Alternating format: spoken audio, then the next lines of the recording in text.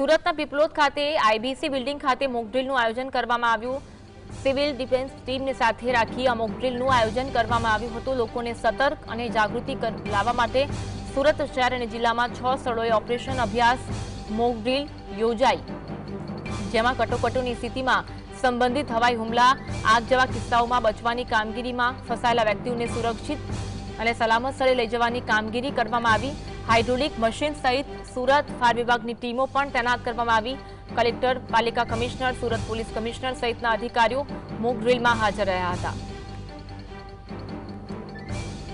આજ અંગે વધુ વાત કરીશું। સંતા સાહિસ અમારી સાથે લાઈવ જોડાયા છે। સુરતમાં મોક ડ્રીલનું આયોજન કરવામાં આવ્યું, કેવી પરિસ્થિતિ? બિલકુલ ચોક્કસપણે બેઠક બાદ હવે મોક ડ્રીલનું આયોજન કરવામાં આવી રહ્યું છે। 4 વાગ્યાના ટકોર દરમિયાન સાયરન પણ વાગ્યો હતો અને ત્યારબાદ મોક ડ્રીલનું આયોજન જે છે તે કરવામાં આવ્યું છે। આપણે દ્રશ્યો બતાવવાનો પ્રયત્ન કરી રહ્યા છે કે હાલ અત્યારે આઈબીસી બિલ્ડિંગ આવેલી છે ત્યાં અત્યારે જે મોક ડ્રીલનું આયોજન જે છે તે કરવામાં આવ્યું છે। હાઇડ્રોલિક મશીન અને સુરત ફાયર વિભાગના તમામ સાધનો સાથે મોક ડ્રીલનું આયોજન જે છે તે કરવામાં આવી રહ્યું છે। 10 થી વધુ જે દર્દીઓ હતા તેમને રેસ્ક્યુ કરવાની કામગીરી પણ જે છે તે કરવામાં આવી રહી છે। એટલે ચોક્કસપણે કહી શકાય કે આ જે મોક ડ્રીલ ચાલી રહી હતી સમગ્ર ગુજરાતની અંદર આ મોક ડ્રીલ જે છે તે કરવામાં આવી રહી હતી। હાઇડ્રોલિક મશીન દ્વારા જે છે તે રેસ્ક્યુ જે છે તે કરવામાં આવ્યા હતા। જોઈ શકાય છે અત્યારે તમામ જે ફાયરના જવાનો, અધિકારીઓ જે છે તે મોક ડ્રીલની અંદર જોડાયા છે અને ખાસ કરીને અત્યારે જે સિવિલ ડિફેન્સના જે અધિકારી છે એમની જોડે વાત કરીશું। કાંજીભાઈ, કઈ રીતે મોક ડ્રીલનું આયોજન અને શું જોશે? આજે સુરતમાં આ તુમક રોડ પર મોક ડ્રીલનું આયોજન થયું। ખરેખર મોક ડ્રીલનું આયોજન કરવા પાછળનો આશય એટલો જ હોય છે કે તે ઘટના બને ત્યારે તાત્કાલિક લોકોને સારવાર મળે, તાત્કાલિક લોકોને રાહત મળે।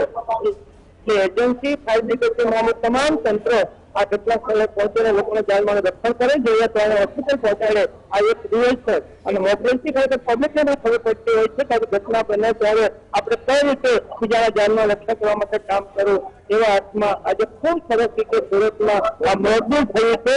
પબ્લિકને પણ આમાંથી અવેરનેસ આવી છે અને તંત્ર પણ સજ્જ હતું અને ખૂબ સારી રીતે મોક ડ્રીલનું કામ સંપન્ન થયું છે। બિલકુલ મોક ડ્રીલનું કામ સંપન્ન થયું છે તેવી વાત જે છે તે કરવામાં આવી રહી છે અને સિવિલના જે ડિફેન્સ અધિકારી હતા તમામ લોકો દ્વારા મોક ડ્રીલનું જે આયોજન ખાસ કરીને કરવામાં આવ્યું હતું।